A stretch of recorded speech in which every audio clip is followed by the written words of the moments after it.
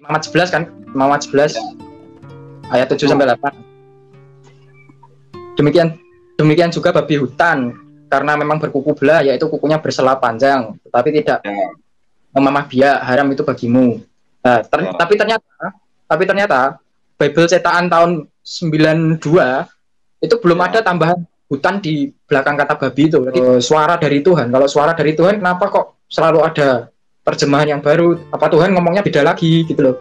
Sedangkan kalau di Quran kan, ya itu terus, nggak ada perubahan sama sekali, baik isinya atau terjemahannya pun juga nggak ada perubahan gitu loh.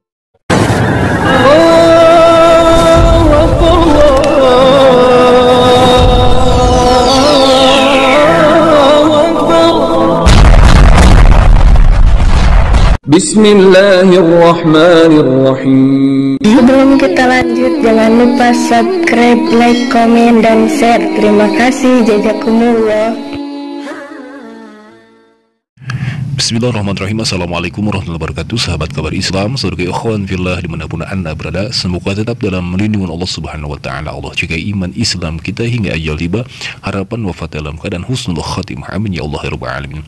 Nah, baiklah sahabat ikhwan fillah, dalam kesempatan kali ini alhamdulillah wa syukuru ala ni'amillah, bertambah kembali saudara kita dalam keimanan keislaman dalam agama Islam ya, yakni seorang pelayan gereja, yang mana beliau masuk dalam agama Islam ya, seorang mu'alaf kurang lebih 2 minggu ke belakang ya. Nah, baiklah sahabat saudaraku ikhwan fillah, mari kita simak ya bagaimana penjelasan dari seorang mu'alaf baru ini ya, saudara kita ini, mengapa beliau bisa masuk ke dalam agama Islam jadi seorang mu'alaf. Apakah benar karena sering adanya revisi atau Alkitab cetakan terbaru di dalam agamanya terdahulu? Mari kita simak, silakan. Ya, namanya benar Louis ya? Betul. Katolik, dulunya Katolik. Dulunya Katolik, betul. Oh, sekarang Muslim. Alhamdulillah. Alhamdulillah. Kapan syahadat? 2 minggu yang lalu, persis 2 minggu yang lalu. Saya anak pertama dari 4 bersaudara, berarti adik saya 3. Oh ya, terus orang tua masih ada semua, alhamdulillah. Dan alhamdulillah ya. Bisa dibilang kerja sendiri di rumah lah, buka usaha kecil-kecilan di rumah. Dari keluarga Katolik, cuman aku sempet istilahnya pindah juga Kristen kayak gitu, terus baru akhirnya belum nggak ke gereja sama sekali, entah Katolik atau Kristen, sampai terus akhirnya mualaf itu. Lebih ke bagian itu sih, yang main musiknya aja sih, yang layanin main musik. Oh, main musik? Ya. Alat musik apa? Ke gitar, aku lebih ke gitarnya. Oh, gitar. Jadi pemain gitar gereja berarti kalau gitu ya? Ya, betul. Oh Allah, berapa tahun jadi pemain gitar gereja? Hampir 3 tahunan kali ya, dari 2013 sampai 2016 ya, 3 tahun. Oh, sampai 2016. Terus dari 2016 sampai 2022 nggak aktif di gereja? Iya, udah benar-benar bukan nggak aktif sama sekali sih, sesekali masih ke gereja, cuman setelah 4 tahun di Jogja ini benar-benar belum nggak ke gereja gitu. Nah,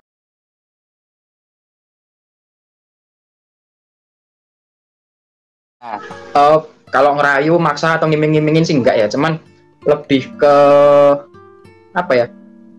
Ya cuman ngajak untuk sesekali hadir ke pengajian kayak gitu, kalau mau ikut kan berarti kan dia tidak memaksa. Kalau aku nggak mau kan itu hakku juga untuk nolak kan, gitu. Tapi saat itu aku mengiyakan, oke lah, aku pengen coba ngerasain ikut pengajian tuh kayak gimana gitu. Nah, dan kebetulan pengajian yang tak ikutin itu, yang aku ikutin pengajian di Mayahan, punyanya Cak Nun itu. Oh, Cak Nun? Iya. Terus, lu orang Kristen ngapain ke tempat Cak Nun? Nah, itu aku kan sebelumnya juga browsing-browsing di YouTube tentang Cak Nun. Ternyata di situ ada sesi tanya jawabnya juga, dan yang mengajukan pertanyaan pun nggak cuma orang Muslim doang. Ada orang yang non Muslim juga mengajukan pertanyaan, loh berarti boleh dong ini orang non Muslim itu ikut ke situ gitu loh, hadir di pengajian itu gitu. Dari ikut pengajian itu kan masih sedikit banyak tetap ada ayat-ayat Al-Quran yang disampaikan, meskipun nggak full semuanya tentang membahas agama di pengajian itu, tapi kan diselipkan sedikit-sedikit ada ayat-ayat Al-Quran kayak gitu, dan artinya juga dijelaskan seperti apa. Dan aku pernah juga ayat ini kok ada di Bible gitu. Terus? Nah itu makanya loh, Terus ya, aku juga tanya-tanya kan ke teman-teman yang muslim kalau memang di Al-Quran itu ada Bible yang ya bukan gimana sih jelasnya. Bible itu ada di dalam Al-Quran gitu. Cuman orang-orang Kristiani yang tidak mengakui Al-Quran itu gitu loh. Aku ambil contoh aja lah, misalkan tentang ayat tentang makan babi misalkan. Oh iya, terus? Aku ambil dulu dari Bible dulu lah. Misalkan di Imamat 11 kan, Imamat 11 ayat 7 sampai 8. Demikian juga babi hutan, karena memang berkuku belah, yaitu kukunya bersela panjang, tetapi tidak memamah biak, haram itu bagimu.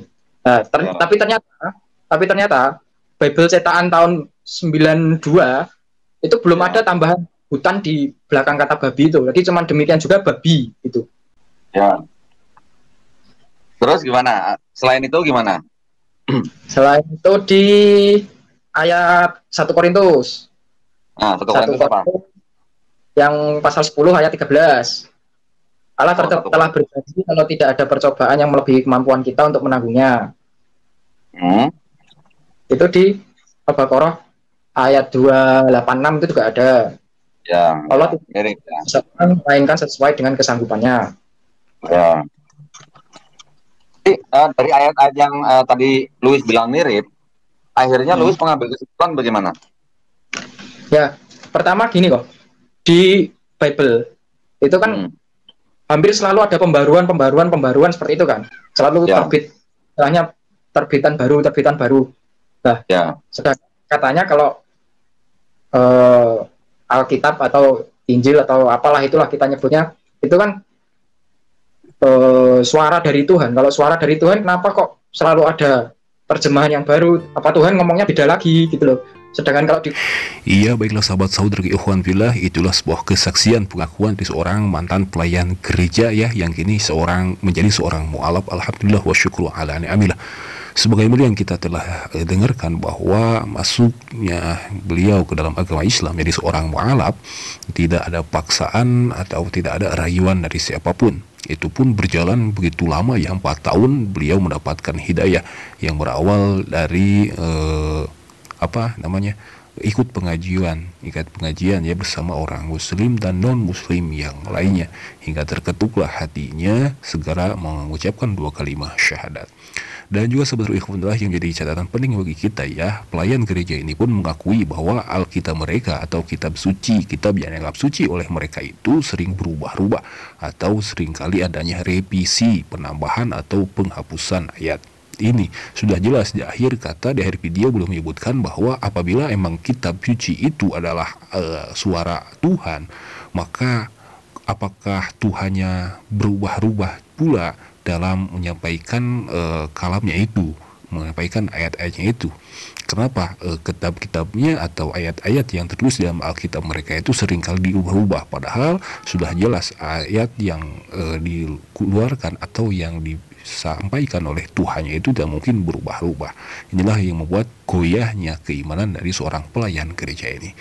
Nah, sahabat ikhwan fillah, lain halnya dengan kitab kita ya, ini Al-Quranul Karim. Tidak ada bahasa revisi atau pembaruan dari ayat-ayat Al-Quranul Karim. Nauzubillah summa nauzubillah. Itulah salah satu ciri kitab Al-Quran yang Allah itu menjaganya sendiri. Kitab suci satu-satunya yang kini berada di dunia ini. Nah, baiklah sahabat Rasulullah, semoga dengan adanya berita akan ada revisi kembali dengan Alkitab, orang-orang Kristen semakin banyak orang-orang cerdas yang terbuka hatinya, memahami kenapa bisa sampai ayat Al-Quran, ayat dari Tuhan itu bisa dirubah-rubah. Mungkin hanya itu yang kita bisa simak dalam kesempatan kali ini. Mohon maaf bila ada kata khilaf. Hadanallahu wa iyyakum ajmain. Wassalamualaikum warahmatullahi wabarakatuh.